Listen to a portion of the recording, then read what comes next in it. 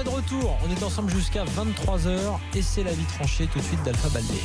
N'avance pas ces propos débilement sur antenne la plus écoutée de France. Je peux te donner des preuves si tu veux hors antenne et tu me donneras tes preuves hors antenne. C'est tout. Moi, j'invente pas ce que je dis.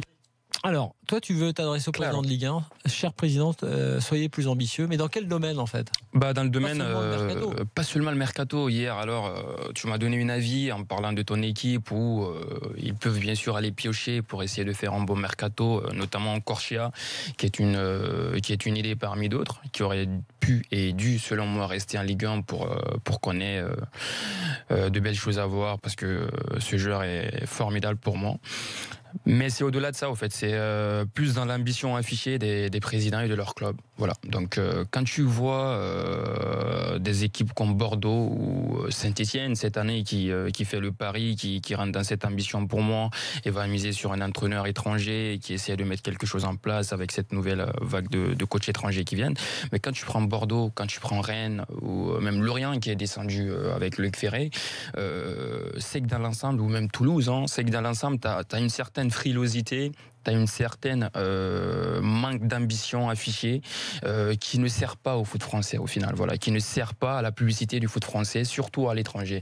Parce que moi je sais par exemple que sur le continent africain, ou pas que seulement, je pense bien même au-delà des frontières de la France ici en Europe, le foot français n'est pas très demandé, voilà, il n'est pas très regardé et j'ai envie de dire que les présidents de clubs participent un petit peu à cela, voilà.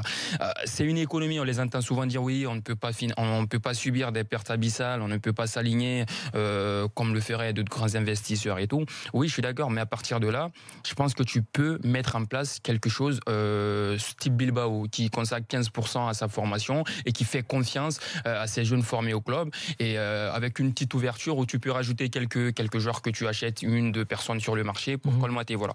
Tu peux mettre en place une politique de longue durée. Je prends par exemple Rennes, où je n'étais pas d'accord tout à l'heure avec nos intervenants, qui pour moi se laissent endormir un petit peu au fait, avec le budget qu'ils ont, ou en tout cas avec les finances du président qui est là et qu'ils ont. En 2000, d'ailleurs la preuve c'est qu'en 2000 ils avaient essayé de faire quelque chose en étant le 6e ou 7e club le plus dépensier sur le marché. Ça n'avait pas marché cette année-là. Il s'est rétracté. En 2004 ça avait été également le cas où ils ont pris Peter Sech, Kallström, tous ces gens-là avec la Bologna, où ils finissent 4e et ils finissent en Europe. Donc j'ai envie de dire que ça peut marcher. Voilà, ça n'a pas marché en 2000, ça a marché en 2004 au final. La preuve que l'ambition au final, et cette prise de risque là, elle paye au final. Quand tu vois Bordeaux aujourd'hui également avec ses investisseurs, notamment M6 derrière qui ne met pas beaucoup d'argent, au final tu as un stade qui se vide peu à peu, des supporters qui ne sont plus trop concernés par les résultats sportifs de leur équipe. Et moi ce que j'ai envie de dire, c'est qu'il faut prendre des risques. Il faut aller perdre 15, 20 millions, 25 millions sur un mercato, produire du jeu, oui, beaucoup, là, c'est beaucoup. Oui, c'est beaucoup, mais moi j'ai envie de te dire que tu peux le rattraper. Quand tu fais du jeu, moi je t'explique pourquoi que tu peux le rattraper. Tu te plains des droits d'image qui sont pas très élevés ou sont pas bien repartis. Tu te plains qu'il n'y ait pas de sponsors ou des annonceurs qui sont autour de ton club. Mais j'ai envie de te dire, qu'est-ce que tu proposes également ? Qu'est-ce que tu proposes ? Quand tu es à Bordeaux, tu as vraiment une région qui attire, tu as une ville qui est belle pour l'avoir vue plusieurs fois, où tu peux vraiment faire quelque chose. Moi j'ai envie de te dire, oui, pourquoi pas, lâche-toi. Laisse des millions sur le marché des transferts, mets en place une véritable politique de formation où tu fais un bon mercato, et au final tu proposes du spectacle, et le spectacle, on sait que le spectacle il apporte les marchés financiers, et le marché financier au final il te renfloue tes caisses. Mais j'ai l'impression qu'au fait on est très minimaliste, au fait on calcule beaucoup l'aspect financier, oui on ne veut pas sortir de nos clous, oui c'est trop financier, oui on ne veut pas ça, et qu'au final l'image, et en tout cas le spectacle qu'on donne pour la Ligue 1, pour ces clubs surtout comme Bordeaux, Saint-Étienne, Rennes, qui font des recrutements de clubs classés 16e, 17e pour moi. Voilà, c'est une frilosité. François ? Oui, la frilosité, effectivement, moi j'ai toujours eu le sentiment qu'il y avait une majorité de présidents de clubs en France, de Ligue 1, même si évidemment Aulas, à Monaco, à Paris, sont des contre-exemples. Mais il y avait une certaine majorité de présidents qui étaient frileux, qui n'affichaient pas leurs ambitions. Or, je crois que c'est enfoncer une porte ouverte dans le sport, pas que le foot, que de dire, quand tu es le patron, que tu mets en partie tes sous, voire totalement, voilà ce que tu attends.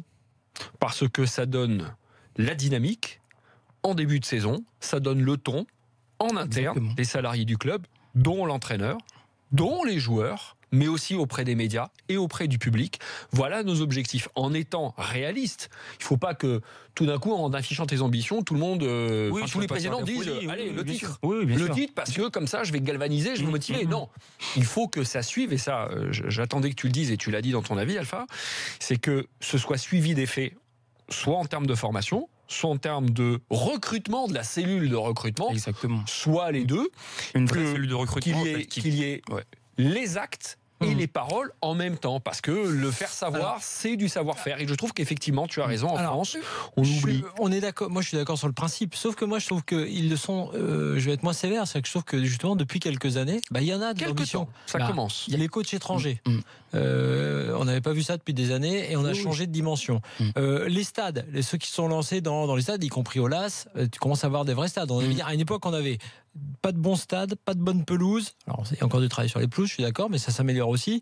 On n'avait pas de jeu et on avait une habitude de tourner autour des mêmes entraîneurs. Donc évidemment, ça n'empêche pas qu'on puisse vouloir plus, de risques, comme tu l'as dit, pour des clubs comme Bordeaux, comme Saint-Etienne et autres. Mais je dirais que je suis pas si sévère que ça, parce que finalement, on a une sorte de frémissement qui fait que ça existe. Alors il y a un frémissement, je pense que tous les trois on est d'accord là-dessus, mais t'es pas d'accord aussi sur ce que Alpha disait, qu'il y avait une tendance, et encore chez certains, et on a parlé de Rennes tout à l'heure, à laisser flotter les rubans. En fait. Non, mais là, et ça, dans le sport, je peux pas le comprendre. Et quand tu vois justement à Rennes, monsieur Drey aussi, on va continuer dans le monsieur, qui a travaillé dans ce club-là pendant beaucoup d'années, et qui au sortir au final te dit que ça manquait clairement d'ambition. Enfin, ça manquait d'ambition pour dépasser une limite, ou encore à Saint-Etienne, où tu as des joueurs, moi j'ai discuté avec Joshua Guilavogui à un moment donné, qui était le capitaine, qui est parti justement pour ça, Max-Alain Gradel également. Donc voilà, c'est que tu perds des joueurs qui peuvent te donner une très bonne Ligue 1 comme Georges Ntep à Rennes et tout ça.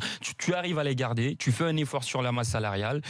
Moi je te dis que le spectacle, ça apporte forcément des résultats financiers. C'est ça qu'il faut savoir. Oui, et aujourd'hui, quand tu restes sur ce que tu as économiquement, tu gagnes pas beaucoup plus et tu restes sur tes petits clous.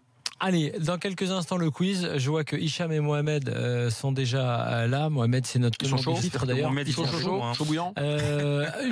Rapidement avant je m'en fous pas de l'after. Avec un jingle. Pas de jingle? Allez, pas de jingle. Moi, je vais le faire. C'était quoi le jingle? Il y a Louis de Funès dans le jingle, je sais pas. Tu le tiens, Louis de Funès? Non, moyen. Non. Alors, sans jingle, juste un mot. Le Paris FC se prépare à présenter un budget de Ligue 2, parce que vous le savez, Bastia va évoluer, enfin, normalement en National 1, parce que Bastia a fait appel devant le CNOSF. Donc, le Paris FC a été, doit préparer un budget Ligue 2, et le DNCG va auditionner le FC derrière. Je peux dire une chose par rapport à cette rétrogradation. Les journalistes corses qui m'appellent, en croyant que je travaille toujours à la fédération, c'est plus la peine. Ça fait 4 ans que je n'y suis plus. Appelez d'autres personnes qui en sont en charge à la Fédé. Vous n'êtes pas jaune.fr. Voilà. Falcao va régler 8 millions 200 000. A même réglé 8 millions d'euros au fisc espagnol, parce que c'est quand il était évidemment à l'Atlético. C'est Mediapart qui avait révélé tout ça via les Football Leaks, vous savez, l'an passé. Encore un montage financier qui lui a permis d'éviter de payer des impôts. Mais ils payent, les footballeurs. Derrière, ils se gavent, parce que Messi, il a payé aussi avant même d'être condamné. Donc ça paye. Donc Falcao s'est remis en marche. Et puis vous savez qu'il y a la Gold Cup en ce moment. Il y a eu un match incroyable entre la Martinique et les États-Unis. La Martinique a failli accrocher les États-Unis. Les États-Unis ont gagné 3-2. Il y avait 2-0 pour les States. Égalisation de la Martinique, 2 buts de Kevin Parsemin, et finalement c'est les États-Unis quand même qui ont gagné. Et puis dans l'autre rencontre de la journée, le Panama a battu le Nicaragua 2-1, et ils partagent la tête du groupe B avec les États-Unis. Et nos amis guyanais, avec le cas de Flo Malouda, Florent Malouda joue avec la Guyane. Il a joué le deuxième match. Ça pourrait invalider les résultats de la Guyane. Et juste très rapidement, je sais que ça te parle, Choc Blazer est mort. Est décédé. C'était cet ancien dirigeant qui était au cœur du scandale de la FIFA. Complètement. Qui avait été mis sur écoute par le FBI, qui lui avait proposé, écoute, soit tu vas en tôle, soit tu vas nous filer un coup de main et tu n'iras pas en tôle, on va te mettre une micro. Et pendant un an et demi, il a piégé tous ses anciens collègues de la FIFA. En gros, il avait été suspendu à vie de de toute activité liée au football. Il y a un très bon portrait pour le coup dans SoFoot qui avait été fait de Chuck Blazer. Un appartement sur la 5e avenue qui était que pour ses chats. Et il avait été suspendu pour son implication dans le scandale de corruption. Et il était devenu effectivement depuis 2011 le principal informateur du FBI. Il avait reconnu sa totale responsabilité. Et il y en a qui disent aussi, il ne faut pas oublier l'impact positif qu'avaient eu ces fameuses révélations et son travail après en collaboration avec le FBI. Ça avait permis de nettoyer la FIFA en 2015.